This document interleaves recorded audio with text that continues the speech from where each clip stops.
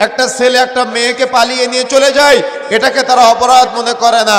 আর এই অপরাধকে সার্টিফিকেট দেওয়ার জন্য এক শ্রেণীর কাজী সাহেব বসে আছে, টাকার বিনিময়ে তারা জেনাকে হালাল করে দিচ্ছে। আজকে প্রত্যেক আদম সন্তান যখন জন্মগ্রহণ করে তখন সে ফিতরাতের উপরে জন্মগ্রহণ করে, অর্থাৎ তার বাবা মা তাকে চাইলে জান্নাতের পথ দেখাতে পারে, তার বাবা মা চাইলে তাকে জাহান্নামের পথের দিকে ধাবিত করতে পারে। আপনি একজন বাবা হিসেবে যদি আপনি চান আপনি আপনার সন্তানকে আদর্শিত করবেন, তাহলে আপনি আপনার সন্তানকে সে পথ দেখাতে পারেন।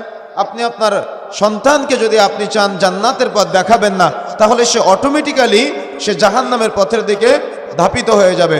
এই জন্য প্রত্যেক বাবা মার উচিত, রাসূলুল্লাহ সাল্লাল্লাহু আলাইহি সাল্লাম সহিহ মুসলিমের মধ্যে যে বর্ণনা আমরা যে বর্ণনাটি পাই, যখন মাতৃগর্ভ থেকে বাচ্চা দুনিয়াতে আসে দেখবেন বাচ্চা কান্না করে।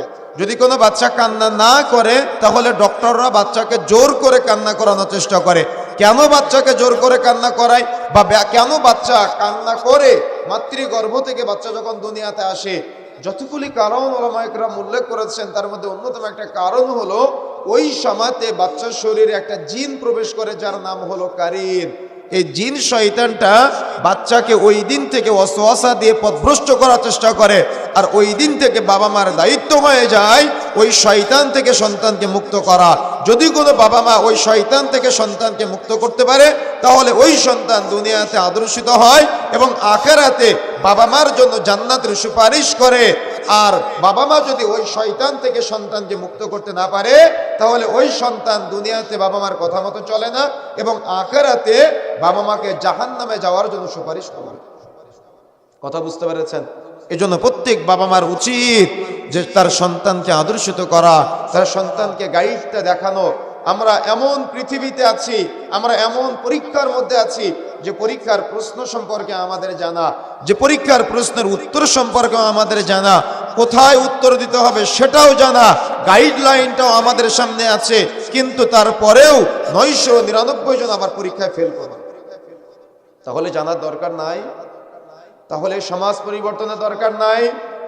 রাষ্ট্র পরিবর্তনের দরকার নাই? পরিবার পরিবর্তনের দরকার নাই? আজকে আপনি তাকান পরিবারের মধ্যে কত বিশৃঙ্খলা, তাকান সমাজের মধ্যে কত বিশৃঙ্খলা, আপনি আপনার রাষ্ট্রের দিকে তাকান কত বিশৃঙ্খলা। কেন এমনটা হচ্ছে? একটা আদর্শ পরিবার আমাদের সমাজে নাই, সেই জন্য আদর্শ কোনো প্রোডাকশন সমাজে আসতেছে না। যদি বাবা মা আদর্শিত না হয় তাহলে ওই সন্তান কখনো আদর্শিত হয় না।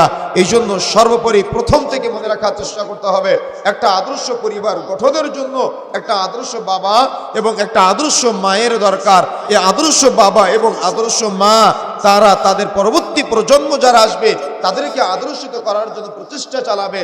কেন?